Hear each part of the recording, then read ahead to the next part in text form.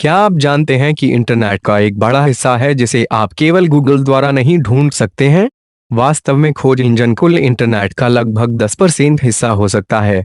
अन्य 90% क्या है जो वहां है, जिसे डीप वेब के नाम से जाना जाता है।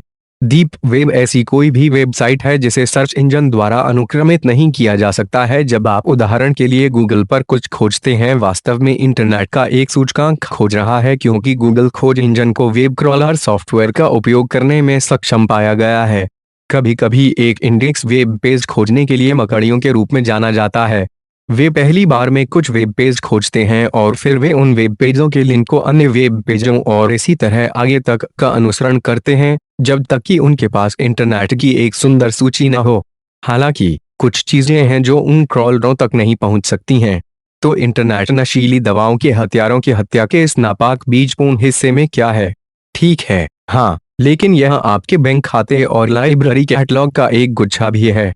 आप देखते हैं कि डीप वेब ज्यादातर डेटाबेस संचालित वेबसाइटों या किसी वेबसाइट के किसी भाग से युक्त होता है।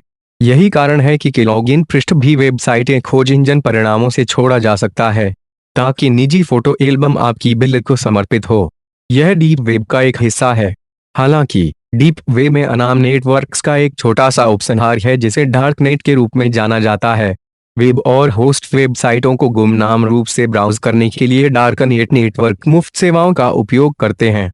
वे ऐसी सेवाएं भी प्रदान करते हैं जो इंटरनेट पर काम करती हैं, लेकिन केवल निजी नेटवर्क के माध्यम से ही इन तक पहुंचा जा सकता है। इनमें से कुछ सेवाओं में इंटरनेट ब्लैक मार्केट जैसे सिल्क रोड शामिल है, जहां उपयोगकर्ताओं के पास ड्रग्स, हथियारों और यहां तक कि हथियारों तक पहुंच होती है और मुद्रा के पसंदीदा विकल्प बिटकॉइंस होते हैं। यह आपराधिक गतिविधि गोपनीयता अधिवक्ताओं ने डीप वेब पर अधिक जानकारी के लिए विशेष रूप से सरकारी एजेंसियों से एनएसए की तरह डीप वेब के भीतर ऑनलाइन गतिविधि को छिपाए रखने की क्षमता के लिए दौरे जैसे कार्यक्रमों की सराहना की है।